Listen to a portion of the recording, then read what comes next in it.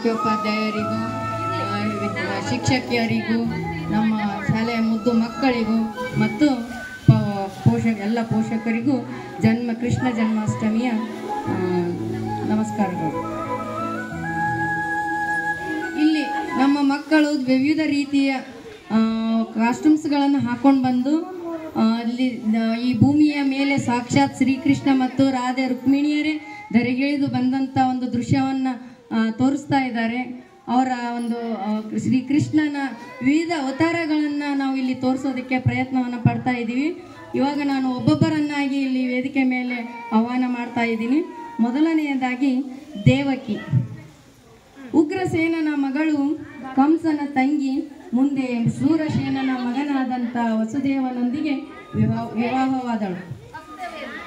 ದೇವಕಿಯ ಅಷ್ಟಗರ್ಭದಲ್ಲಿ ಜನಿಸುವ ಮಗುವೆ ಮುಂದೆ ಕಂಸನ ಸಂಹಾರಕ್ಕೆ ಕಾರಣವಾಯಿತು. ಎರಡನೆಯದಾಗಿ ವಸುದೇವ, ಯದು ಮತ್ತು ವೃಷ್ಟಿ ರಾಜವಂಶಗಳ ಶೂರಸೇನನ ಮಗ ವಸುದೇವ ಶ್ರೀಕೃಷ್ಣನನ್ನು ಮಥುರೆಯಿಂದ ನಂದಗೋಕುಲಕ್ಕೆ ಯಮುನೆಯನ್ನು ದಾಟಿ ದುರ್ಗೆಯನ್ನು ಕರೆದುಕೊಂಡು ಬಂದನು. ದೇವಕಿ ಮತ್ತು ವಸುದೇವರು ಜಗತ್ತಿನ ಒಡೆಯನಾದ ಶ್ರೀ ಕೃಷ್ಣನ ತಂದೆ ತಾಯಿ. ಇಲ್ಲಿ ವಸುದೇವ ಮತ್ತು ದೇವಕಿಯರಲ್ಲಿ ಪರಮಾತ್ಮ ನಮ್ಮಂತೆ ಜನನವಾಗಿಲ್ಲ ಅನ್ನೋದನ್ನ ದಯಮಾಡಿ ಎಲ್ಲರೂ ತಿಳ್ಕೋಬೇಕು. ನಮ್ಮಂತೆ ಹುಟ್ಟು ಸಾವು ಭಗವಂತನಿಗೆ ಇಲ್ಲ, ನಾವೇ ಬೇರೆ, ಭಗವಂತನೇ ಬೇರೆ. ಹಂಗಾಗಿ ಅವನು ಏನ್ ಮಾಡ್ತಾನಂದ್ರೆ ಇವರಿಗೆ ಪ್ರತ್ಯಕ್ಷವಾಗಿ ಕಾಣ್ತಾನೆ. ಆ ಭಗವಂತ ಶಂಖಚಕ್ರ ಗದಾಪಾಣಿಯಾಗಿ ಆ 8ನೇ ಗರ್ಭದಲ್ಲಿ ಆ ದೇವಕಿ ವಸುದೇವರಿಗೆ ಈ ಕೈ ಮಾಡುತ್ತಾನೆ, ಈ ಕೈ ಮಾಡ ಹಿಂಗಿಂಗ್ ಮಾಡಿ 8ನೇ ಗರ್ಭದಲ್ಲಿ ಬಂದ ಭಗವಂತ ಅವರಿಗೆ ಸಾಕ್ಷಾತ್ ಯಾವ್ದಾನು ಹುಟ್ಟಿದ ಕೂಸು ಕೈಯಲ್ಲಿ ಶಂಖ ಚಕ್ರ ಗದಾ ಪದ್ಮ ಇಟ್ಕೊಂಡು ಬರಲ್ಲ. ಆದ್ರೆ ಭಗವಂತ ಬೇರೆನೆ, ನಾವು ಬೇರೆನೆ ತೋರ್ಸೋದಕ್ಕೋಸ್ಕರ ಭಗವಂತ ಹುಟ್ಟಿದ ತಕ್ಷಣ ಶಂಖ ಚಕ್ರ ಗದಾಪಾಣಿಯಾಗಿ ಬಂದು ಅವರಿಗೆ ದರ್ಶನವನ್ನು ಕೊಡ್ತಾನೆ. ಆದ್ರೂ ಕೂಡ ಕಂಸನ ಕಾಟದಿಂದ ಅವರಿಗೆಲ್ಲ ಏನ್ ಮಾಡ್ತಾರೆ ಅಂತಂದ್ರೆ, ಇವಾಗ ವಸುದೇವ ಬರ್ತಾನೆ, ನೀವ್ ಹೋಗಪ್ಪ. ವಸುದೇವ ಏನ್ ಮಾಡ್ತಾನಂತಂದ್ರೆ, ಅವನು ಮಥುರೆಯಲ್ಲಿ ಹುಟ್ಟಿದ ಕೃಷ್ಣನನ್ನು ಗೋಕುಲಕ್ಕೆ ಕರೆದೊಯ್ಯುತ್ತಾನೆ. ಗೋಕುಲಕ್ಕೆ ಕರೆದೊಯ್ಯುವ ದೃಶ್ಯ ಒಂದ್ 2 ಹೆಜ್ಜೆ ನಡಿಯಪ್ಪ, ಅಲ್ಲಿ ತನ ನಡ್ಕೊಂಡು.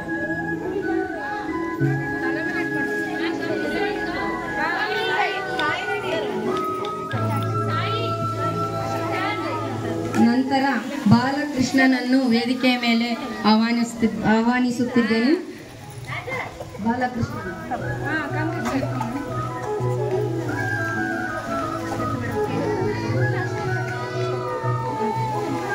ಈ ಕಡೆ ನೋಡಿ ಸಾಯಿರೆಡ್ಡಿ.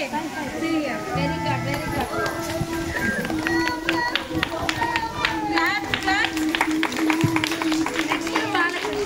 ನಂತರ ಬಾಲಕೃಷ್ಣನನ್ನು ವೇದಿಕೆಗೆ ಆಹ್ವಾನಿಸ್ತಾ ಇದ್ದೇನೆ. ದೇವಕಿ ಮತ್ತು ವಸುದೇವರ 8ನೇ ಮಗುವಾಗಿ ಜನಿಸಿ ಭೂಭಾರವನ್ನು ಇಳಿಸಲು ಬಂದ ನಾರಾಯಣನ ಅವತಾರ ಬಾಲಕೃಷ್ಣ. ಶ್ರೀಕೃಷ್ಣನ ಸಾಕುತಾಯ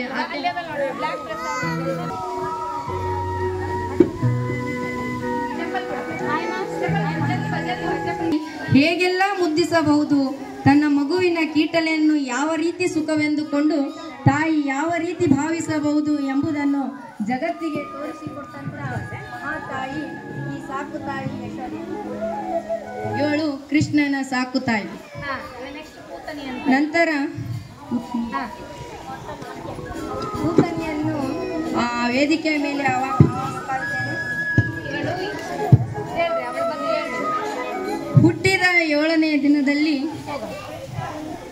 ಹುಟ್ಟಿದ 7ನೇ ದಿನದಲ್ಲಿ ಹಾಲು ಕುಡಿಸುವಳು. ಇವಳು ಕುಡಿಸಿದ ವಿಷಪೂರಿತವಾದ ಹಾಲು ಆದರೂ ಕೂಡ ಅವಳು ತಾಯಿಯ ರೂಪದಲ್ಲಿ ಬಂದ ಕಾರಣ ಹಾಲನ್ನು ಅಮೃತವನ್ನಾಗಿಸಿ ಸೇವಿಸಿ ಅವಳಿಗೂ ಕೂಡ ಮೋಕ್ಷವನ್ನು ನೀಡುತ್ತಾನೆ ಶ್ರೀಕೃಷ್ಣ.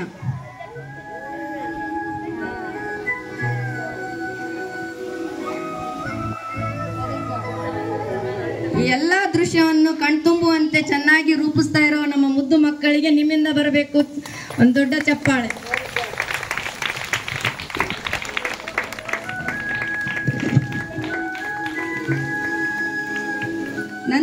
ನಂತರ ಗೋಪಿಕಾ ಸ್ತ್ರೀಯರು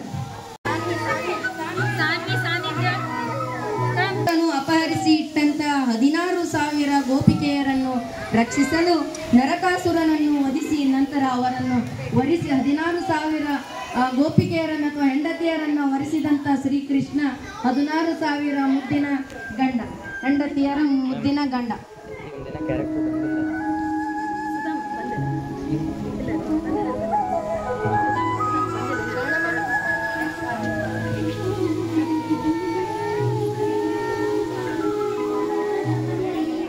ನಂತರ ಗೋವರ್ಧನ ಕೃಷ್ಣನನ್ನು ಈ ವೇದಿಕೆ ಮೇಲೆ ಆಹ್ವಾನಿಸುತ್ತಿದ್ದೇನೆ.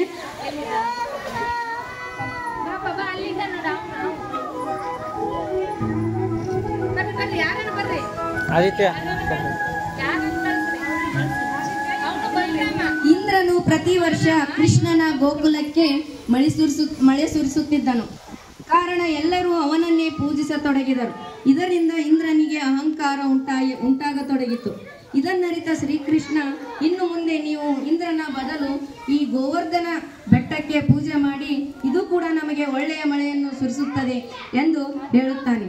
ಹಾಗೆ ಇದರಿಂದ ಕೋಪಗೊಂಡ ಇಂದ್ರ ಒಂದು ದಿನ ಜೋರಾಗಿ ಮಳೆ ಸುರಿಸತೊಡಗಿದನು. ಆಗ ಜನರೆಲ್ಲರೂ ಕೃಷ್ಣನ ಮೊರೆ ಹೋದಾಗ, ಯಾರೂ ಭಯಪಡಬೇಡಿ, ನಮ್ಮನ್ನು ಈ ಗೋವರ್ಧನ ಪರ್ವತ ಕಾಪಾಡುತ್ತದೆ ಎಂದು ಹೇಳಿ ತನ್ನ ಕಿರುಬೆರಳಿನಿಂದ ಕೃಷ್ಣ ಪರ್ವತವನ್ನು ಎತ್ತಿ ಹಿಡಿಯುತ್ತಾನೆ. ಆಗ ಎಲ್ಲರೂ ಅವನನ್ನು ಗೋವರ್ಧನ ಕೃಷ್ಣ ಎಂದು ಕರೆಯಲು ಶುರು ಮಾಡುತ್ತಾರೆ. ನಂತರ ಸುಧಾಮನನ್ನು ಈ ವೇದಿಕೆಯ ಮೇಲೆ ಆಹ್ವಾನಿಸ್ತಾ ಇದ್ದೇನೆ. ಶ್ರೀ ಕೃಷ್ಣನ ಗೆಳೆಯ ಸಾಂದೀಪನ ಗುರುಗಳ ಹತ್ತಿರ ಕೃಷ್ಣನ ಜೊತೆಗೆ ವಿದ್ಯಾಭ್ಯಾಸ ಮುಗಿಸಿ ಮುಂದೆ ತನ್ನ ಬಡತನದ ನಿವಾರಣೆಗಾಗಿ ಹೆಂಡತಿ ಕೊಟ್ಟ ಅವಲಕ್ಕಿಯನ್ನು ಶ್ರೀ ಕೃಷ್ಣನಿಗೆ ನೀಡಿ ಐಶ್ವರ್ಯವನ್ನು ಪಡೆದಿರುವಂತ ಗೆಳೆಯ ಈ ಸುಧಾಮ.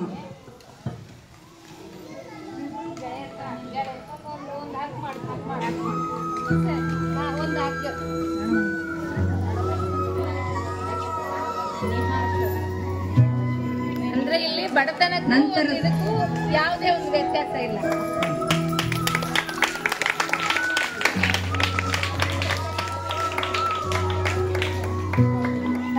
ನಂತರ ಕೃಷ್ಣ ರುಕ್ಮಿಣಿಯರನ್ನು ಈ ವೇದಿಕೆಯ ಮೇಲೆ ಆಹ್ವಾನಿಸಲು ತುಂಬಾ ಸಂತೋಷವಾಗುತ್ತಿದೆ.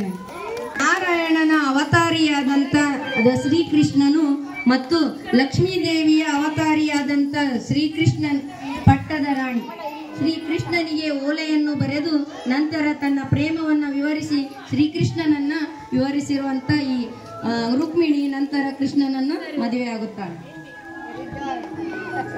ಈ ಕಡೆ ನೋಡ್ರಿ, ಈಗ ಅವಳು ನೋಡು, ನೀನು ಇದು ನೋಡ್ಬಾರ್ದು.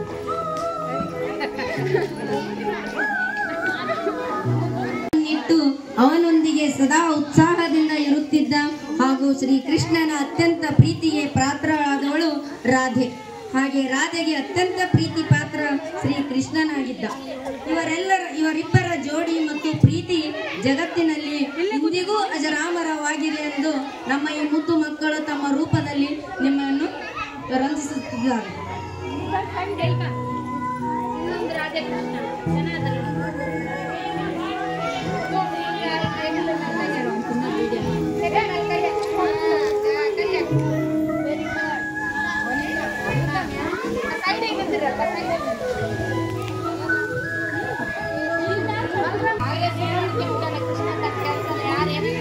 ನಂತರ ಈ ವೇದಿಕೆಗೆ ಬಲರಾಮನನ್ನು ಆಹ್ವಾನ ಮಾಡುತ್ತಿದ್ದೇನೆ.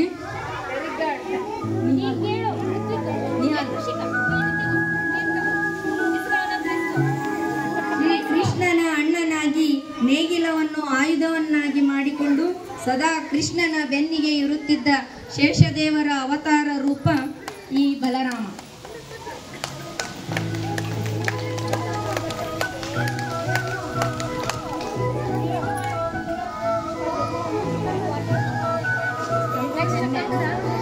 ದೇಶದ ರಾಜಕುಮಾರನಾದ ಶಿಶುಪಾಲನೊಂದಿಗೆ ಅವರ ಅಣ್ಣನು ವಿವಾಹವನ್ನು ನಿಶ್ಚಯಿಸಿರುತ್ತಾನೆ. ಆದರೆ ಶ್ರೀಕೃಷ್ಣನಲ್ಲಿ ಅನನ್ಯ ಪ್ರೇಮವನ್ನು ಹೊಂದಿರುವಂತಹ ರುಕ್ಮಿಣಿಯು ನಂತರ ಶ್ರೀಕೃಷ್ಣನನ್ನೇ ಮದುವೆಯಾಗುತ್ತಾಳೆ.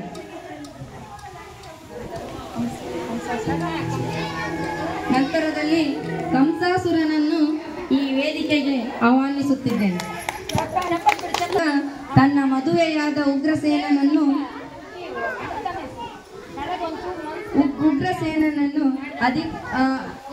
ಅಧಿಕಾರದಿಂದ ಕೆಳಗೆ ಇಳಿಸಿ ಮಾಡಬಾರದಂತ ದುಷ್ಕೃತ್ಯವನ್ನು ಮಾಡಿ ತನ್ನ ಸಹೋದರಿ ದೇವಕಿಯ ಹೊಟ್ಟೆಯಲ್ಲಿ ಹುಟ್ಟಿದಂತಹ ಶ್ರೀ ಕೃಷ್ಣನ ಕೈಯಿಂದ ಹತನಾದ ಕಂಸಾಸುರ. ಇವನು ಕೃಷ್ಣನ ಸೋದರ ಮಾವನೂ ಕೂಡ ಆಗಿದ್ದ.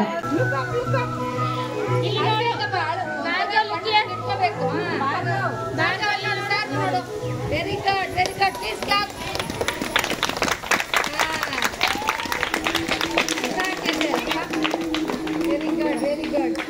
ಈ ಎಲ್ಲಾ ದೃಶ್ಯಗಳ ಮೂಲಕ ಇಂದಿನ ಈ ಎಲ್ಲ ಅವತಾರಗಳನ್ನು, ಕೃಷ್ಣನ ಅವತಾರಗಳನ್ನು ತೋರಿಸುವಂತ ಕಾರ್ಯಕ್ರಮವನ್ನು ಮುಗಿಸ್ತಾ ಇದ್ದೇನೆ. ಎಲ್ಲರೂ ನಿಮ್ಮ ಚಪ್ಪಾಳೆಯೊಂದಿಗೆ ಮಕ್ಕಳಿಗೆ ಇನ್ನಷ್ಟು ಉತ್ಸಾಹವನ್ನು ತುಂಬಬೇಕೆಂದು ಕೇಳ್ಕೊಳ್ತಾ ಇದ್ದೇನೆ.